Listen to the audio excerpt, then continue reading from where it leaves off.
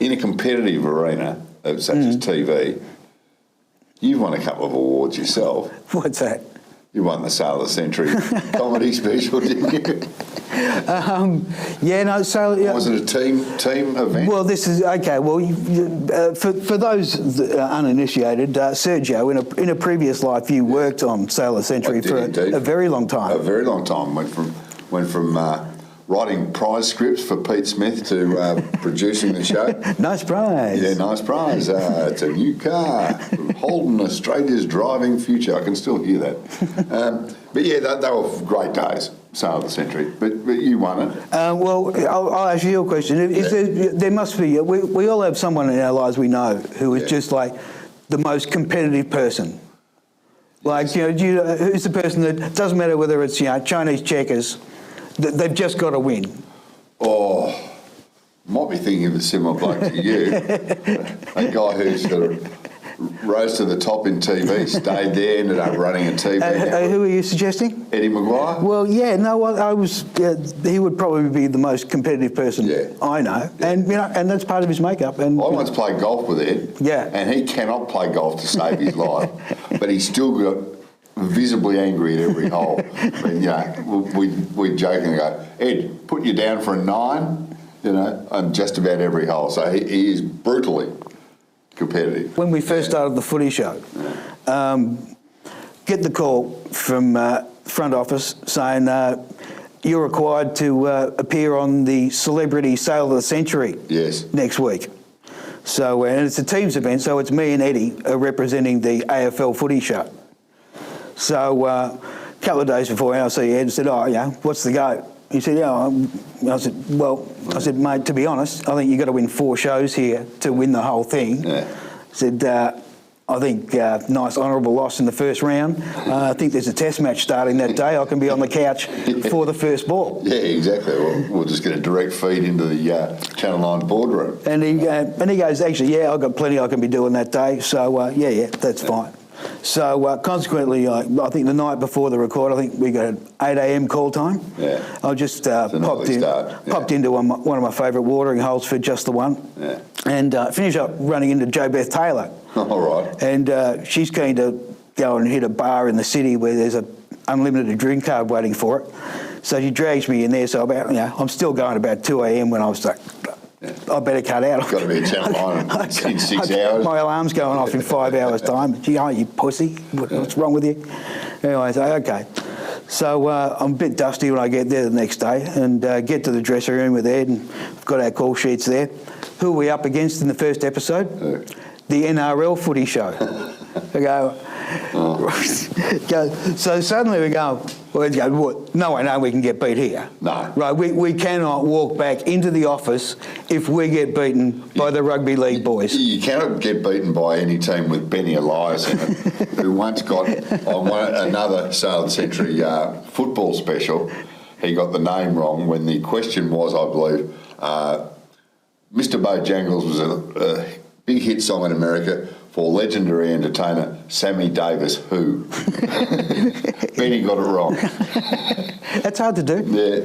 So, so obviously, now we're trying. But there's one rule with Celebrity Sale of the Century, is that, because you're not playing for yourself, you're playing for a home viewer. So the unwritten rule is that any chance you have to win a prize for your home viewer, you buy. Yeah, you buy in the gift shop. If you go to the gift shop, then you always buy. The prize reveal on the Fame game. Because nothing looks worse than refusing to buy for your home viewer and then not winning. Yes, exactly. And Glenn saying at the end, and you've won for your home viewer, diddly squat. Yeah. You idiot. Yes. Right?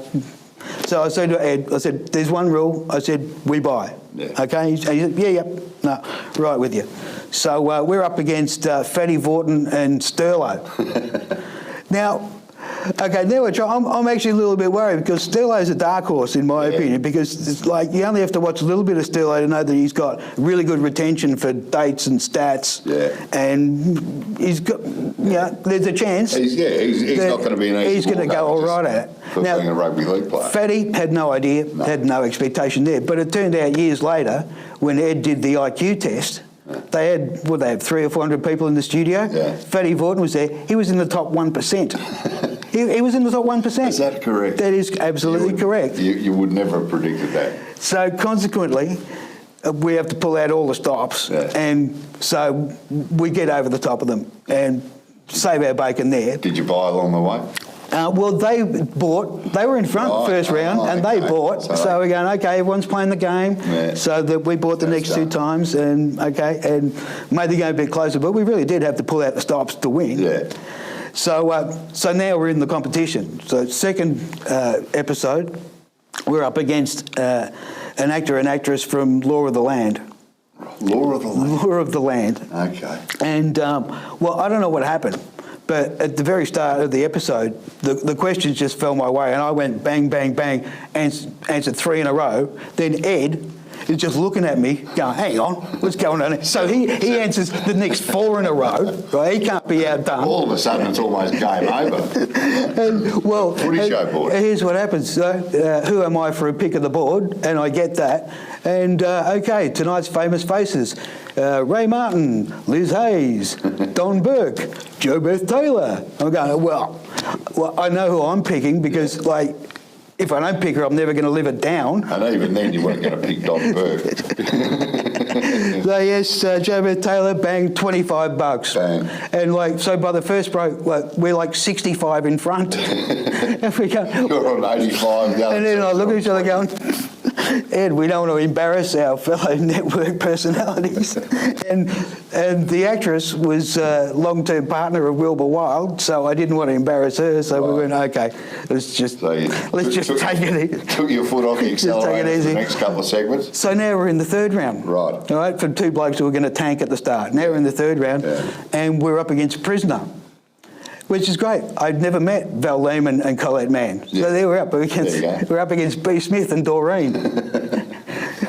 And so we finished up winning that, and now we're in the final.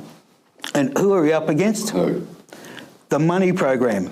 Oh, Paul Clitheroe? No, it wasn't Paul Clitheroe. I won't name names. Okay. But it was 2 guys from the Money Program. So they're actually, for what they do, they're expected to be intelligent, right? Whereas we're just a couple of blokes from the footy show, and we're under absolutely no obligation to be smart at all. No, and under no pressure. Yeah. So I'm thinking, well, we might have met our match here.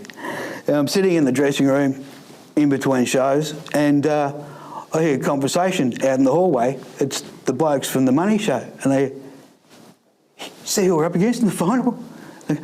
AFL footy show, and they're pissing themselves. And I'm sitting there, I'm thinking, hang on a sec. Hang on, well, you think we're easy beats? Having a right old chortle about how easy this is going to be.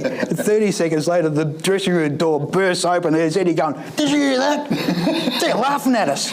They're laughing at us. Oh. He said, okay. I could see the vein in his neck. There was steam coming out. And hey, I'm going, so you think, as well, right? So he says, maybe we don't buy. And I went, you know what? I said, here's what we're going to do.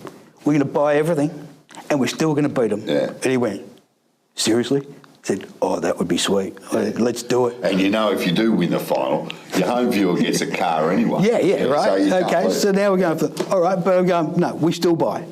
So we get to the first break, they're in front. They don't buy. So we said, it's going to be like that, isn't it? Not buying, are we? Gee, we must be a little concerned over there. We must be a little bit worried. Not as cocky as you were 20 minutes ago, boys. And finished up, we were in front of the next 3 rounds, we bought, and we still won the whole thing. Fantastic. And we just pissed ourselves going, wow, if we were worried about walking back into the office having been beaten by the NRL footy show, how are those guys going to go back walking into the office in Sydney being beaten by us?